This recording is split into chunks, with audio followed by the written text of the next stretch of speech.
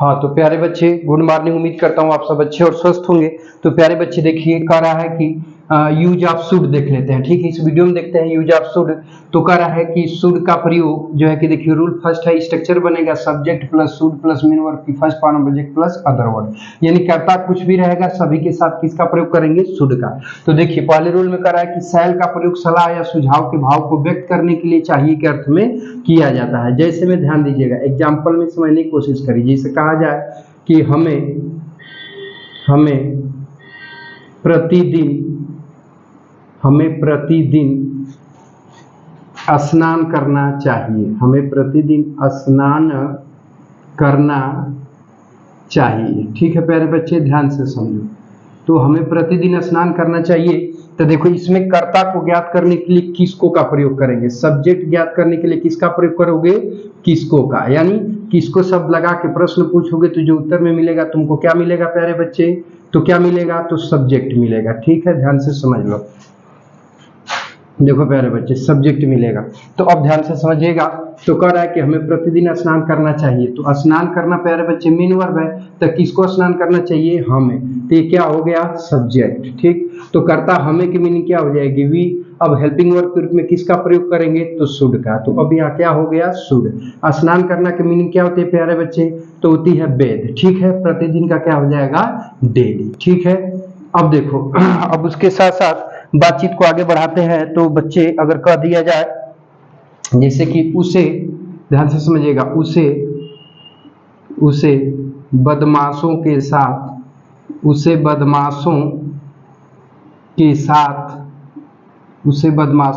साथ नहीं जाना चाहिए। ठीक है प्यारे बच्चे। तो अब देखिए उसे बदमाशों के साथ नहीं जाना चाहिए, तो सलाह या सुझाव हो सकता है। तो जाना आपका मेन वर्ब है, तो किसको नहीं जाना चाहिए, तो उसे क्या हो गया, सब्जेक्ट। ठीक है, और ये बाकी सब क्या है, अदर वर्ड है। ध्यान से समझो। तो अनुवाद बनाएंगे तो कर्ता उसे की मीनिंग हम क्या लिखेंगे, ही। ठीक है, अब सलाह या सुझाव का बोध करा रहा है तो सहायक क्रिया के रूप में क्या आ जाएगा, शुड। अब नेगेटिव है तो इसके बाद जस्ट क्या लगा लेंगे, नॉट। जाना मेन वर्ब है तो इसकी अंग्रेजी क्या हो जाएगी, गो। अब बदमाशों के साथ, तो के साथ की मीनिंग हो जाएगी विद। ठीक है, अब बदमाशों का हो जाएगा द वेगाबॉन्ड्स। वेगाबॉन्ड्स मतलब क्या हो जाएगा, बदमाश। ठीक है प्यारे बच्चे, बस यहाँ पे लगा लेंगे फुल स्टॉप। समझ आई बातचीत। अब चलो लिख लिए हो, स्क्रीनशॉट ले लो तो बातचीत को आगे बढ़ाए। हो गया, देखो। तो अब अगला यूज इसका देखो।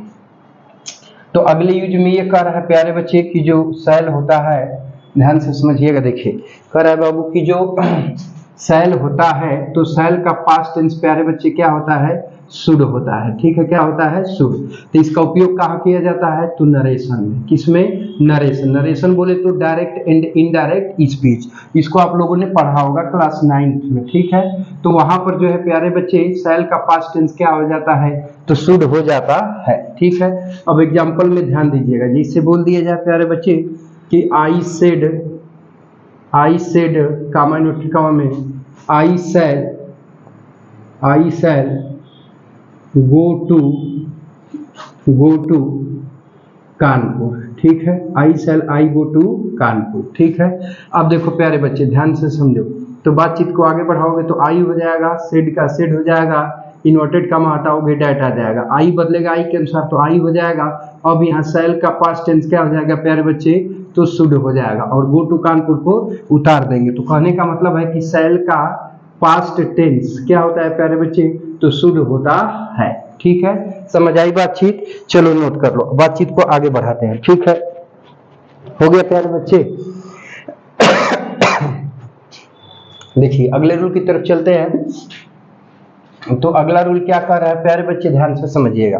तो अगले रूल में कह रहा है कि शैल का प्रयोग ड्यूटी, क्या चीज प्यारे बच्चे, ड्यूटी, जिसकी हिंदी होती है कर्तव्य। क्या होते हैं प्यारे बच्चे, कर्तव्य। तो कर्तव्य के भाव को व्यक्त करने के लिए चाहिए के अर्थ में किया जाता है। ठीक है, ध्यान से समझिएगा। ठीक है प्यारे बच्चे, बातचीत पे ध्यान दीजिएगा। अब देखो बाबू, शैल नहीं प्यारे बच्चे, यहाँ शुड हो जाएगा। ठीक है, क्या हो जाएगा, शुड। देखो शुड का प्रयोग, ठीक है प्यारे बच्चे, कर्तव्य के भाव को व्यक्त करने के लिए चाहिए के अर्थ में किया जाता है। ठीक है, ध्यान से समझिएगा। अच्छा, पिछले रूल में आई एम सॉरी प्यारे बच्चे, पिछले रूल में शैल ही रह गया था, यहाँ पे शुड कर लीजिएगा, ठीक है। जैसे कह रहा है कि हमें ध्यान से समझिएगा, जैसे कह दे बाबू कि हमें अपने बड़ों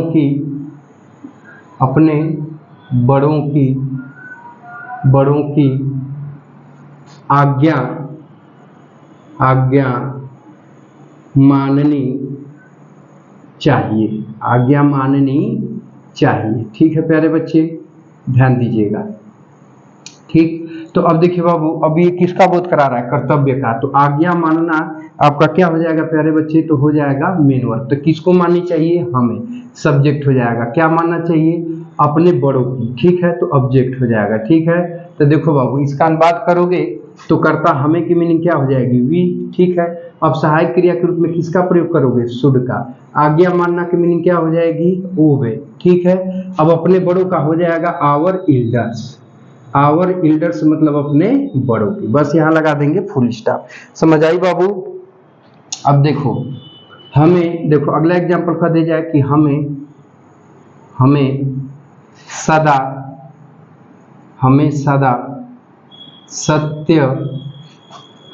सत्य बोलना चाहिए, ठीक है प्यारे बच्चे, ध्यान से समझो, हमें सदा सत्य बोलना चाहिए। तो देखो कर्ता हमें की मीनिंग क्या हो जाएगी प्यारे बच्चे, देखिए, तो हाई मेन वर्ब क्या है, बोलना। तो किसको बोलना चाहिए, तो हमें, ये सब्जेक्ट हो गया। क्या बोलना चाहिए, तो सत्य, तो ये क्या हो गया, ऑब्जेक्ट हो गया, बाकी अदर वर्ड है। देखो तो अब बनाओगे प्यारे बच्चे, तो हमें की अंग्रेजी क्या हो जाएगी, वी। अब सहायक क्रिया के रूप में किसका प्रयोग कर लेंगे, शुड का, ठीक है।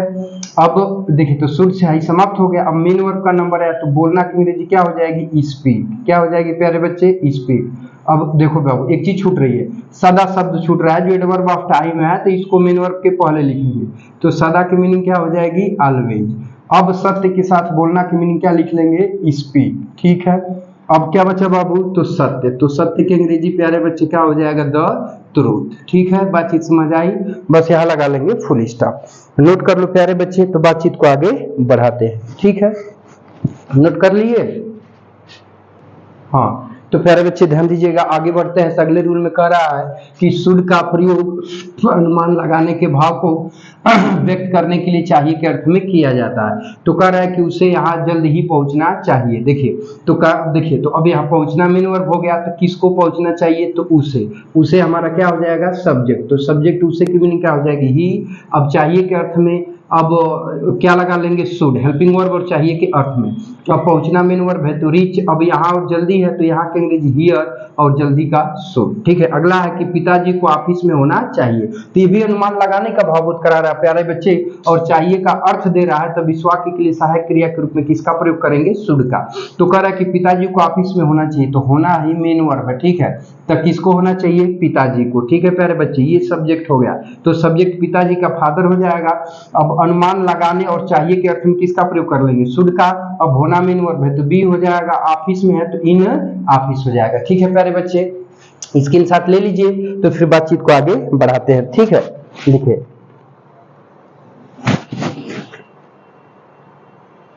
देखिए इसका सबसे महत्वपूर्ण रूल एक आता है कि लिस्ट शुड का प्रयोग। ले लिए स्क्रीनशॉट, चल। इसका सबसे महत्वपूर्ण रूल ये है प्यारे बच्चे कि शुड का प्रयोग प्यारे बच्चे कह रहा है कि शुड का प्रयोग लिस्ट के बाद, शुड का प्रयोग,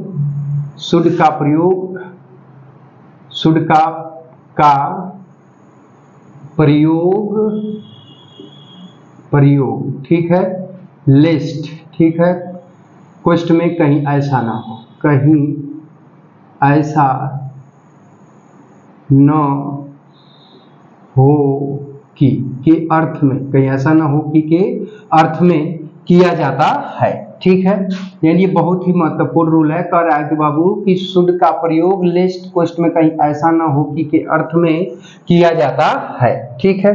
अब जैसे ध्यान से समझिएगा, जैसे कह दे कि तो कहीं ऐसा ना हो कि के अर्थ में तो होता है, परंतु प्यारे बच्चे होता क्या है, ध्यान से समझिएगा। तो भविष्य की घटना, देखिए ऐसे एक पॉइंट छूट रहा है, भविष्य की घटना, भविष्य की घटना, भविष्य की घटना की चिंता को व्यक्त करने के लिए किया जाता है। ठीक है प्यारे बच्चे, देखिए जैसे कह रहा है कि संभल कर चलो, संभल कर चलो, संभल कर चलो,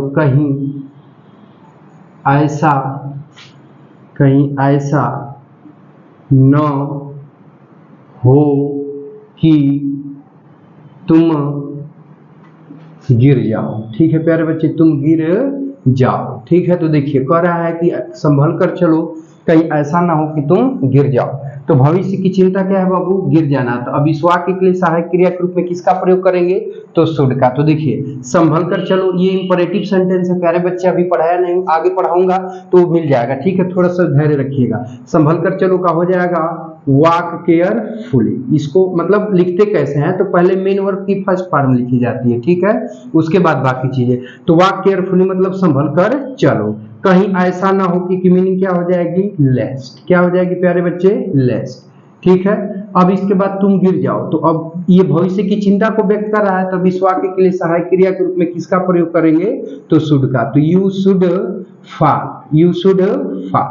ठीक, समझ आई बातचीत? समझ आई बातचीत? चलो एक और एग्जांपल बता दें, है समझ गए? चलो ठीक है। तो प्यारे बच्चे अब ये तो रहा यूज ऑफ शुड के बारे में। तो प्यारे बच्चे इस वीडियो में बस यही तक रहने देते हैं, शेष मिलते हैं नेक्स्ट वीडियो में। तो प्यारे बच्चे अगर ये वीडियो अच्छा लगा हो, इन्फॉर्मेटिव लगा हो, तो चाहो तो लाइक एंड शेयर कर सकते हो। यदि आप हमारे यूट्यूब चैनल पर नए हो तो वीडियो को सब्सक्राइब कर लो, ताकि ऐसे ही न्यू वीडियो आपको मिलते रहे। तो मिलते हैं नेक्स्ट वीडियो में, तब तक के लिए टेक केयर, बाय बाय बच्चों। और ये एपिसोड देखने के लिए आप लोग का तहे दिल से बहुत बहुत धन्यवाद।